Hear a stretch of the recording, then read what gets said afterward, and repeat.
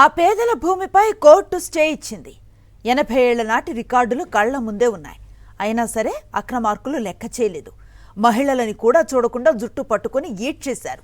పట్టపగలు అందరూ చూస్తుండగానే భూమిని కబ్జా చేశారు. పోలీస్ స్టేషన్కు కూతవేటు దూరంలోనే పేదల భూములు లాక్కొని దౌర్జన్యం చేస్తూ ఉంటే ఆపే నాథుడే లేరంటే ఇక ఏపీలో సామాన్యుడికి రక్షణ ఎక్కడుందన్న ప్రశ్నలు వెల్లువెత్తుతున్నాయి. చూశారుగా, పట్టపగలే ఎలా భూ కబ్జా చేస్తున్నారో. శవాల మీద పడి రాబందులు పీక్కు తిన్నట్టు జేసీబీలతో పేదల భూమిని ఎలా కాజేస్తున్నారో. ఈ భూమి తమదని న్యాయ పోరాటం చేస్తోన్న మహిళలను, వృద్ధులను జుట్టుపట్టి ఈడ్చేసి మరీ ఎలా కబ్జాకు తెగబడుతున్నారో చూడండి. ఇది ఎక్కడో కాదు, తిరుపతిలో జరిగింది. తిరుపతి అలిపిరి పోలీస్ స్టేషన్ కు కూతవేటు దూరంలో ఎర్రమిట్లలో ఉంది ఈ స్థలం.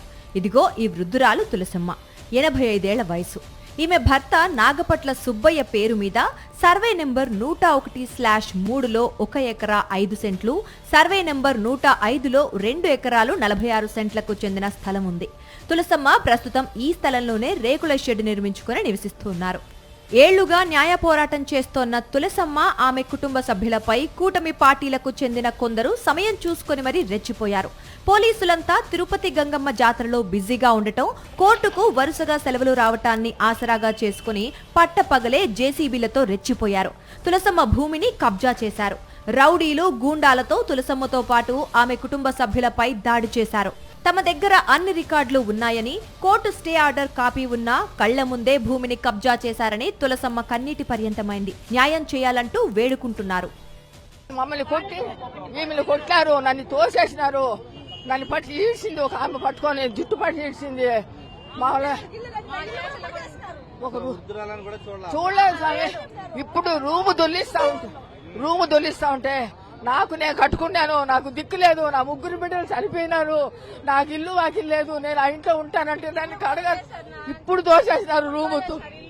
రూము కూడా నేను ఉండే దాన్ని కట్టుకుని రూమ్ కూడా తోసేసినారు. నాయన నాకు ఆడ దిక్కు లేదు, నాయన నాకేం చేసాను, నాకెవరు లేదు నాయన. అన్ని రికార్డులతో కూడా పరిశీలించాలనా. ఇక్కడ చిత్తూరు కోర్టులో జరిగింది, వీడికి మార్చినారు. ఇక్కడి నుంచి మళ్ళీ హైకోర్టు నుంచి చిత్తూరుకు వచ్చింది, చిత్తూరు నుంచి తిరుపతికి వచ్చింది. మళ్ళీ అన్ని విచారణ అయింది, అవుతా ఉంది.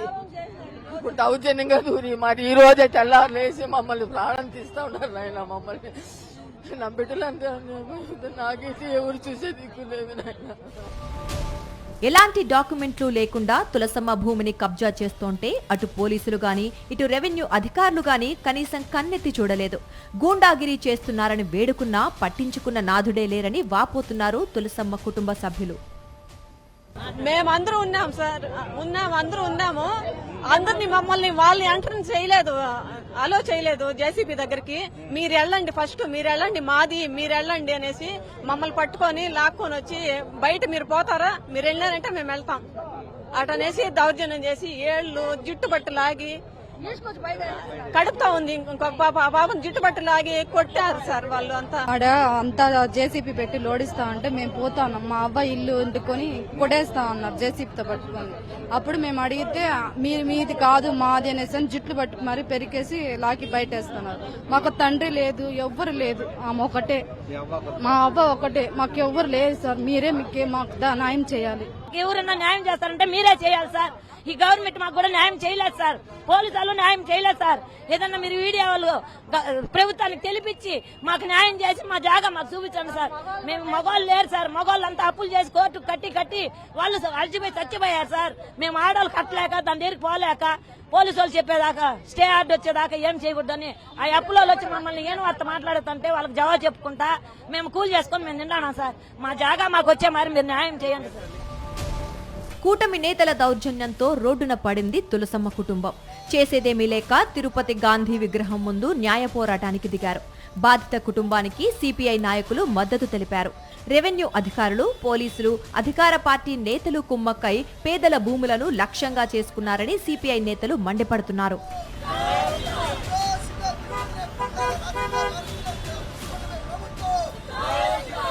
తిరుచారు గాని, ఎంఆర్పల్లి గాని, అలిపిరి గాని ఎక్కడ పడితే అక్కడ ఈ రోజు భూ కబ్జాలు జరుగుతున్నాయి.